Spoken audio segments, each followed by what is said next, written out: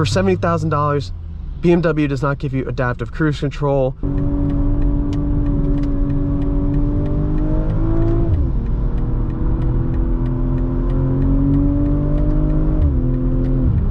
Hey everyone, it's Dave with POV Drives, and today we're taking a look at one of the best sports sedans in the modern age.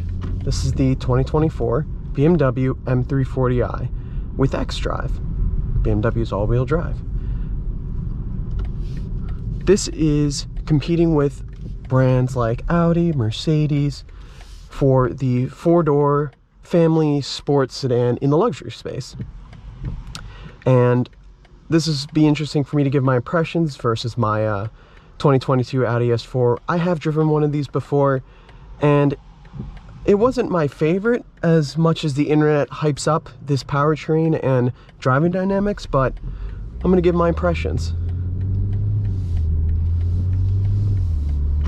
So, starting at around under $60,000 with xDrive all-wheel drive, this BMW M340i is equipped with a 3-liter turbocharged inline-6, making about 382 horsepower.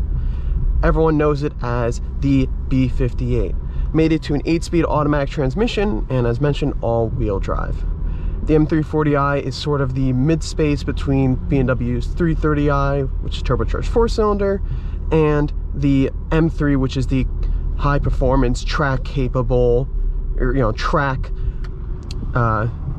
track-capable sedan. And I think this is probably just the better value in the space between those cars if you want a little bit more performance, but you want to be able to daily drive. So, as mentioned, looking at this interior, this is the standard BMW interior for, I believe, 2023 onwards. So we got iDrive 8.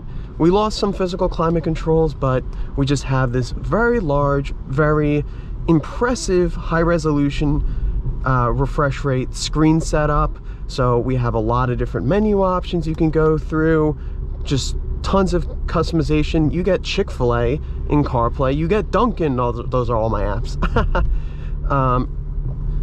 So it's super responsive. Here's your climate menu. You can adjust the heated seats that come with the premium package.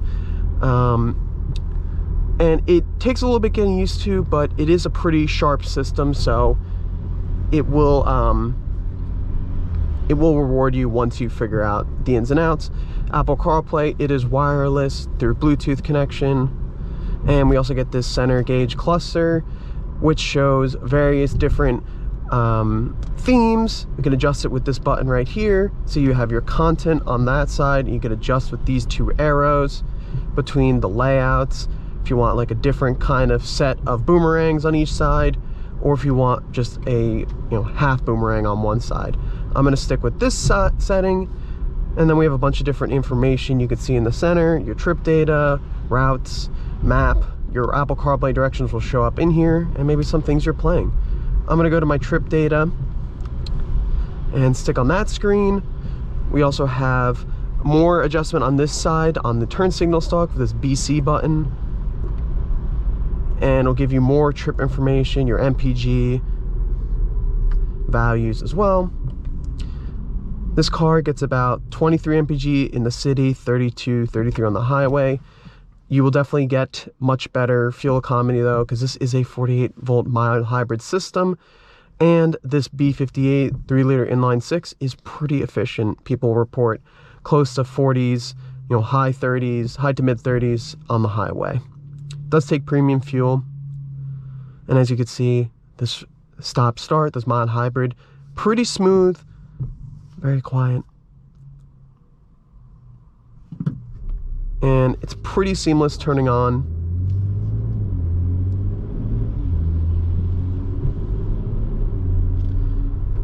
Do have this nice red interior, very high quality. BMW always has nice use of materials and stuff.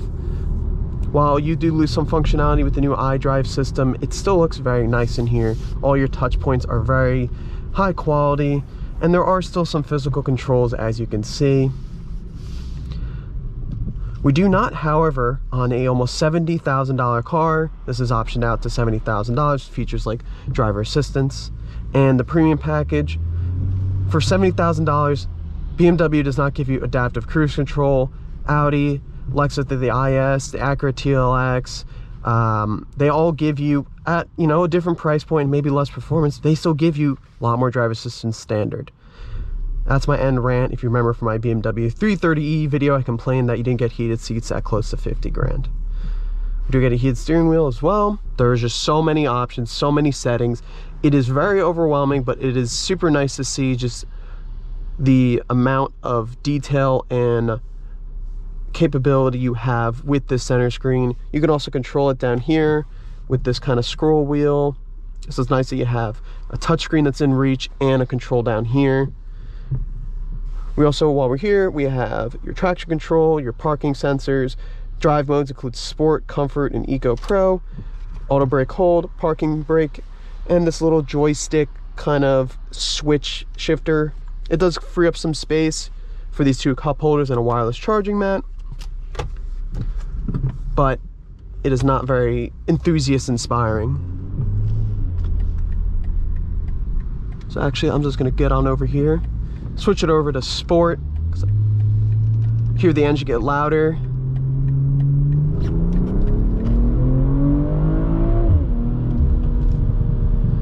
And let the B58 sing.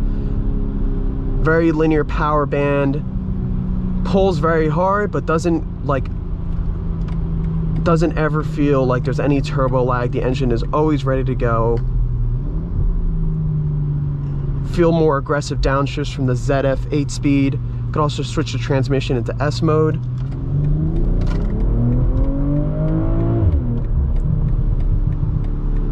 A little bit more pumped in audio from this inline 6, but you do hear some subtle burbles out the rear. Manual control, pretty responsive.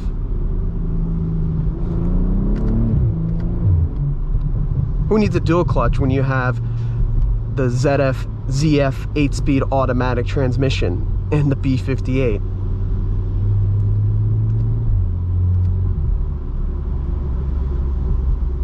I like that torque. It really has a good surge, and then the car just builds and builds and builds, reminding you that even though this is a turbocharged engine, BMW knows their stuff.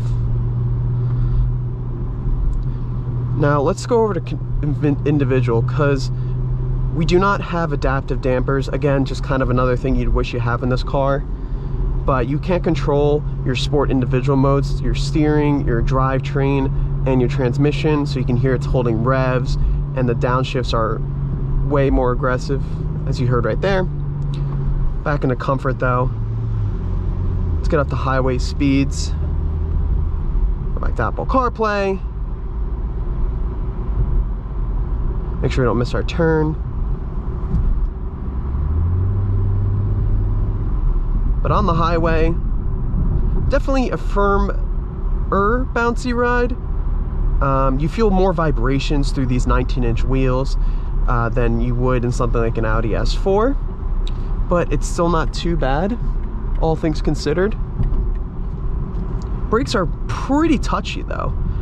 These are just the standard M Sport brakes that come with the M340i, and initial bite is good, but it's a little bit touchy, hard to modulate. I'm sure you get used to it though. You just probably need to push down a lot less.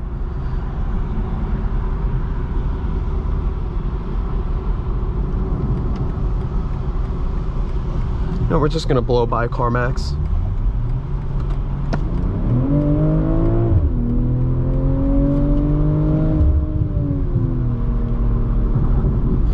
.3-liter inline 6. A classic BMW. Oh geez, I really screwed that one up. Well, we have more time at the car because I missed my turn.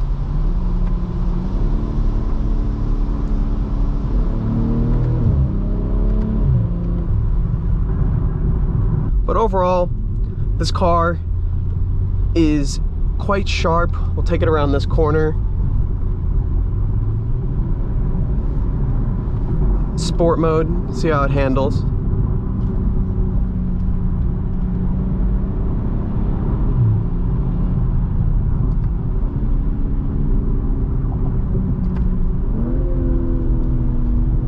little greasy yet, so we're not going to push it too hard.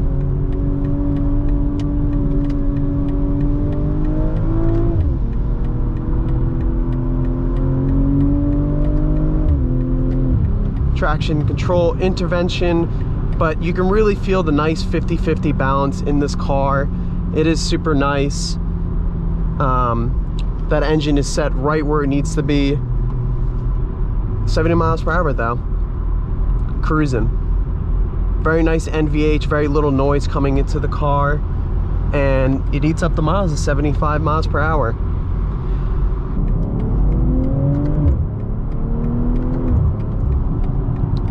All-wheel drive system puts down the power very nicely. There's blind spot monitoring, giving you a flashing light, knowing that there's somebody in your blind spot.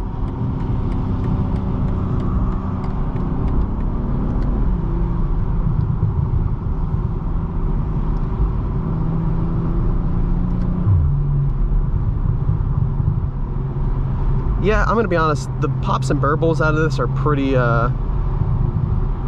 they sound so artificial. I think the roots are here of a very nice, very good sports sedan. I just think it's too synthetic. Could use a manual. Maybe I'm just sounding like an elitist. Because the thing is so smooth and it pulls so hard. It's just, that's it really. It's, you have the transmission, you have the sound of the engine, but it's very close to an electric car in terms of just, you know, the syntheticness of it. I definitely like the weight of the steering though. It's super nice. So overall, give my quick impressions of the BMW M340i. It's the same old sports sedan formula of the modern age. Yes, it's fast. Yes, it sounds good. It handles well. The tech is great, but it's nothing special. I think I've just been on this mindset where I've driven the Audi for almost 2 years, and now I'm looking for something a little bit more interesting, a little bit more special, I guess is the best way to put it. And I do think this offers probably the best balance of a daily driver, fun, good driving dynamics. You really kick out the tail if you take off traction control on like something like a rainy day, have some nice oversteer, and your inputs are very nice, high quality. So I think if you could swing it, you can look at the used variants, or just get, you know, the newer generation. There's some front end changes, rear end changes as well, but mostly it's pretty tame in terms of BMW design. Back seats pretty good, a lot of good space back there. Check out my 330i video, but pretty similar to most sports sedans in this space. Not like a Cadillac CT4 where it's a little bit smaller, or a Lexus IS. But yeah, I really want to drive this because I know a lot of viewers like it, and definitely a much better, much more refined powertrain than the Audi S4. 3-liter inline 6 versus the V6. This inline 6 sounds great, pulls hard, and the ZF definitely does this engine justice. So thank you for watching. Hope everyone enjoyed. Let me know what German sports sedan you're into, or do you drive something Japanese? I'm a big fan of those shift lights in the center. That's pretty interesting. Do you drive a Japanese sports sedan? Do you drive one of the Germans?